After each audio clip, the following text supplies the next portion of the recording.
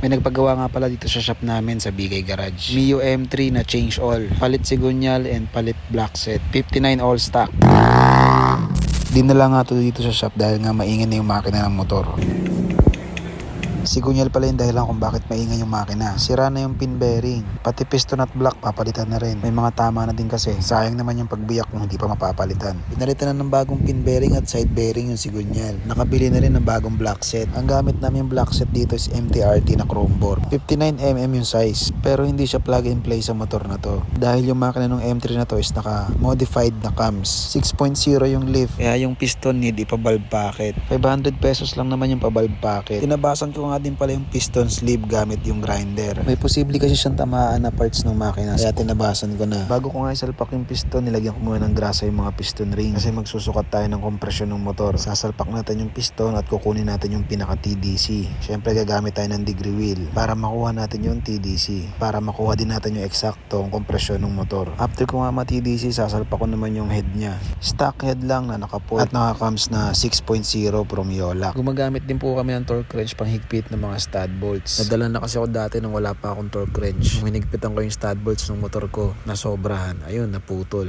Kaya mas mainam na talagang gumamit ng torque wrench. After ko nga mahigpitan, ayun, susukatin na natin yung compression nitong motor. Kaya nilagyan ko ng grasa yung mga piston ring para hindi lumusot yung gas. Gas kasi yung ginagamit ko pang sukat ng kompresyon. And syempre dapat kung magsusukat tayo ng kompresyon, dapat naka-TDC yung motor. 14.5 yung nakuha nating sukat. Ngayon naman i-compute natin sa motor run na application. Ibang mekaniko hindi na gumagamit nito. Kino-compute na lang nila mismo sa calculator. Ako kasi mahina ako sa math kaya dito na lang ako makapit. 12.4 compression ratio yung nakuha natin. Safe pa to pang daily.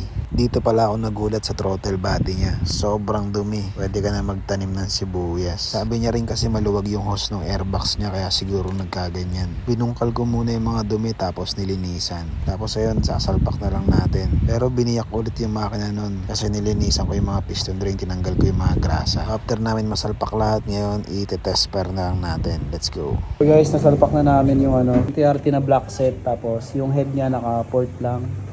Tapos yung cams niya, Yolak yung gamit. Testing natin.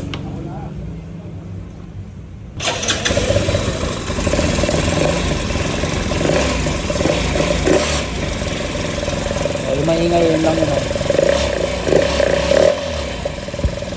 Naka-stock pipe kasi wala pa kaming pipe na magamit.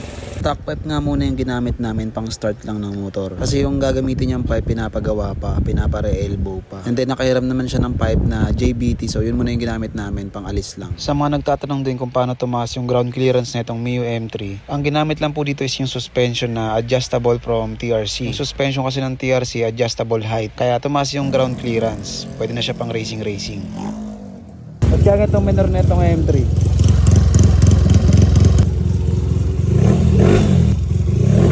Hindi pa nga tapos tong Mio M3 na to kasi papalitan pa namin to ng rocker arm, ng bulb at bulb seal at saka adjustable cam gear. So sa mga nagtatanong kung magkano mga gastos nyo kapag nagpa 59 hours na kayo sa shop namin, 14k lang po lahat-lahat na yun. Mag-PM muna po kayo sa page bago kayo pumunta sa shop.